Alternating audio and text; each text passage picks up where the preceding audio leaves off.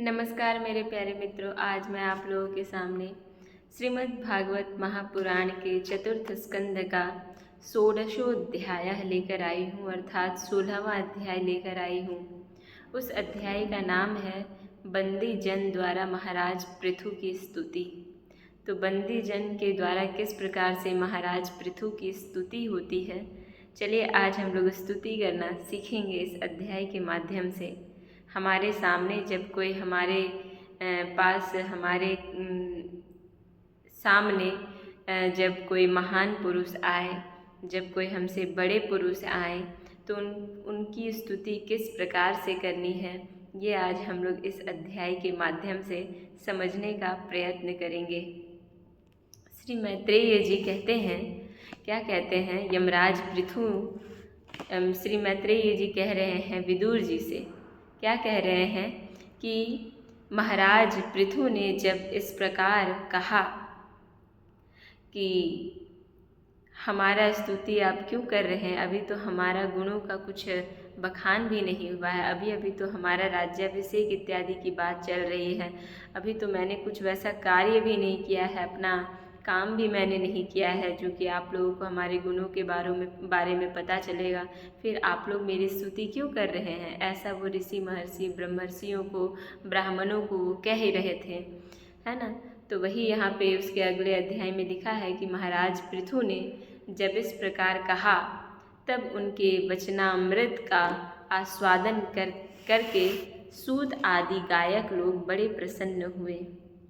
फिर वे मुनियों की प्रेरणा से उनकी इस प्रकार स्तुति करने लगे। आप साक्षात देव प्रवर श्री नारायण ही हैं, जो अपनी माया से अवतीर्ण हुए हैं। हम आपकी महिमा का वर्णन करने में समर्थ नहीं हैं। आपने जन्म तो राजा बेन के मृतक शरीर से लिया है, किंतु आपके पौरुष का वर्णन करने में साक्षात ब्रह्मा आदि की बुद्धि भी चकरा जाती है। आपके स्वरूप इतना बढ़िया है, इतना उत्तम है कि ब्रह्मा आदि जो भगवान हैं वो भी आपके स्वरूप का वर्णन करने में उनकी बुद्धि जो है वो चकरा जाती है। तथापि आपके कथामृत के आस्वादन में आदर बुद्धि रखकर मुनियों के उपदेश के अनुसार उन्हीं की प्रेरणा से हम आपके परम प्रशंसनीय कर्मों का कुछ विस्तार करना चाहते हैं। जो भी मुनि जन लोग उपदेश किए हैं आपको लेकर, उन्हीं की प्रेरणा से हम सब भी जो है उन प्रशंसनीय कर्मों को कुछ विस्तार करना चाहते हैं हम सब मिलकर। आप अब वो विस्तार कर रहे हैं, और विस्तार करने का मतलब उनकी स्तुति करना वो लोग प्रारंभ कर रहे हैं। क्या कह रहे हैं वो लोग, आप साक्षात श्री हरि के कलावतार हैं। किसको ये कह रहे हैं, तो महाराज पृथु को कह रहे हैं कि आप साक्षात जो है वो श्री हरि के कलावतार हैं, और आपकी कीर्ति बड़ी ही उदार है, बहुत ही निर्मल है, बहुत ही स्वच्छ है। ऐसा ये धर्मधारियों में श्रेष्ठ महाराज पृथु लोक को धर्म में प्रवृत्त करके धर्म मर्यादा की रक्षा करेंगे तथा उसके विरोधियों को दंड देंगे, और जो उसके विरोधी जन होंगे उसको दंड भी देंगे। ये अकेले ही समय समय पर प्रजा के पालन पोषण और अनुरंजन आदि कार्य के अनुसार अपने शरीर में भिन्न भिन्न लोकपालों की मूर्ति को धारण करेंगे तथा यज्ञ आदि के प्रचार द्वारा स्वर्गलोक और वृष्टि की व्यवस्था द्वारा भूलोक दोनों का ही हित साधेंगे। ये सूर्य के समान अलौकिक हैं, महिमान्वित हैं, प्रतापवान और समदर्शी हैं। संपूर्ण ओर देखने में उनकी देखने की इच्छा शक्ति है उनमें। जिस प्रकार सूर्य देवता 8 महीने तपते रहकर जल खींचते हैं और वर्षा ऋतु में उसे उड़ेल देते हैं, उसी प्रकार ये कर आदि के द्वारा कभी धन संचय करेंगे, फिर क्या करेंगे, उसी को प्रजा के हित के लिए व्यय कर डालेंगे। ये बड़े ही दयालु होंगे। यदि कभी कोई दीन पुरुष इनके मस्तक पर पैर भी रख देगा तो भी ये पृथ्वी के समान उसके इस अनुचित व्यवहार को सदा सहन कर लेंगे, जिस प्रकार से पृथ्वी सहन कर लेती है। कभी वर्षा ना होगी और प्रजा के प्राण संकट में पड़ जाएंगे तो ये राजवेशधारी श्री हरि इंद्र की भांति जल बरसाकर अनायास ही अर्थात तुरंत ही उसकी रक्षा करेंगे।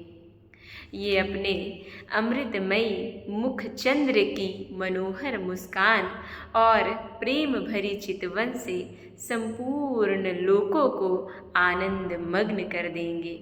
इनकी गति को कोई समझ ना सकेगा।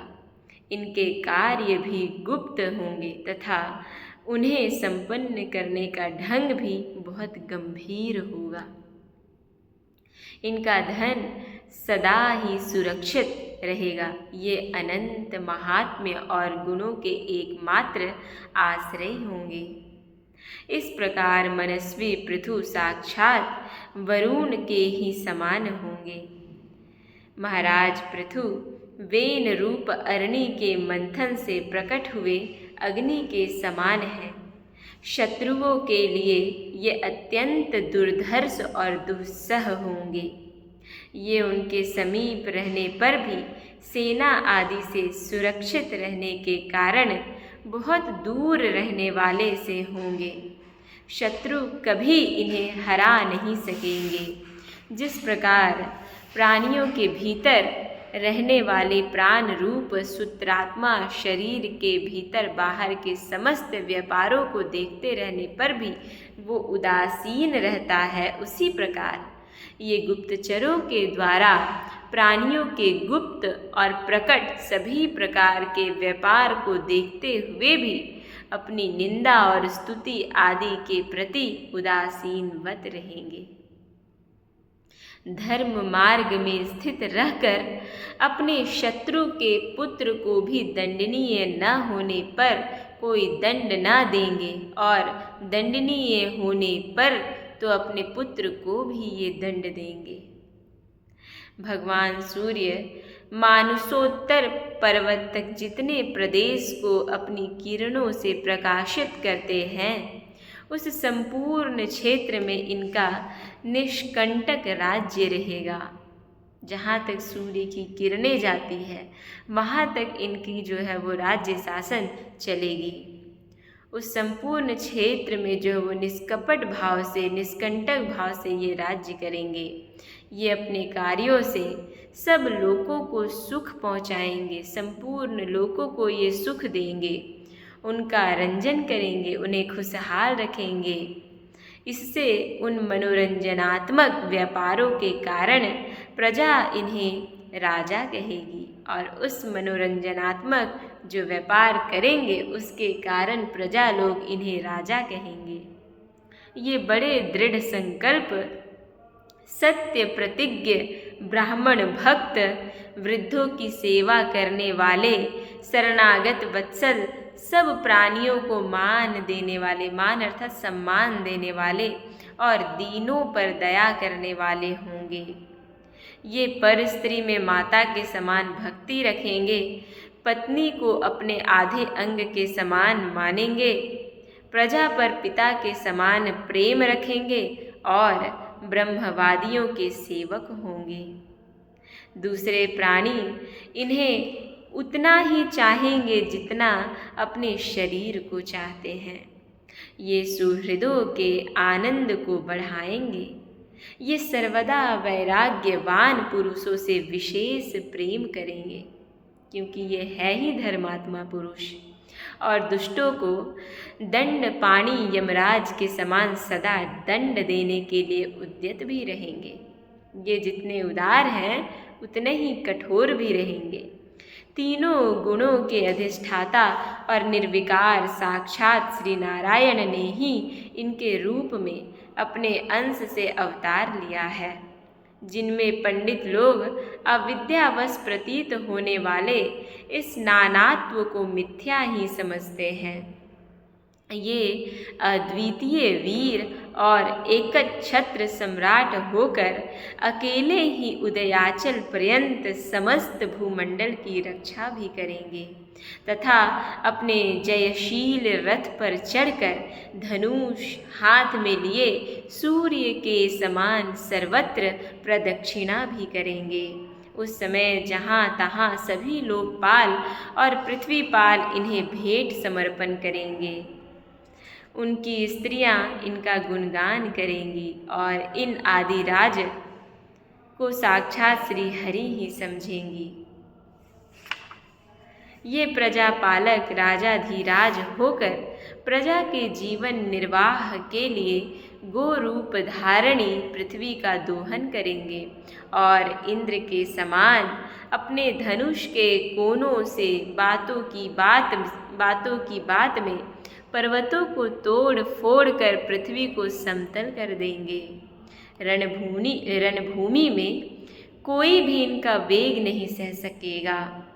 जिस समय ये जंगल में पूंछ उठाकर विचरते हुए सिंह के समान अपने आजगव धनुष का टंकार करते हुए भूमंडल में विचरेंगे, उस समय सभी दुष्टजन इधर उधर छिप जाएंगे।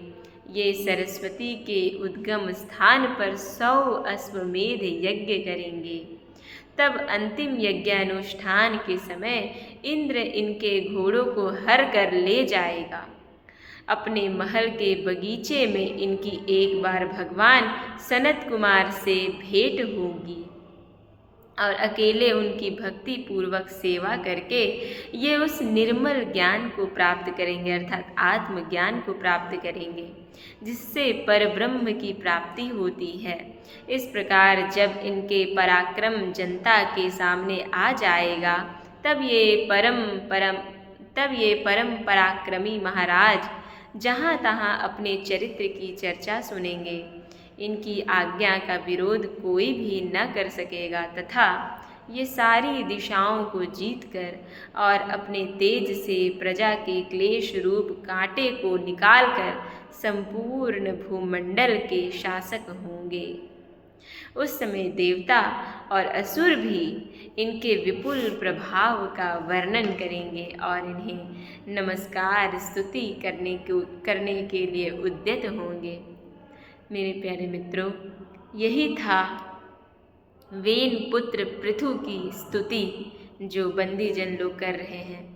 और देखिए कितने सुंदर ढंग से कर रहे हैं। स्तुति का मतलब होता है उनकी महत्व, उनके गुणों का बखान करना, उनके चरित्रों का बखान करना।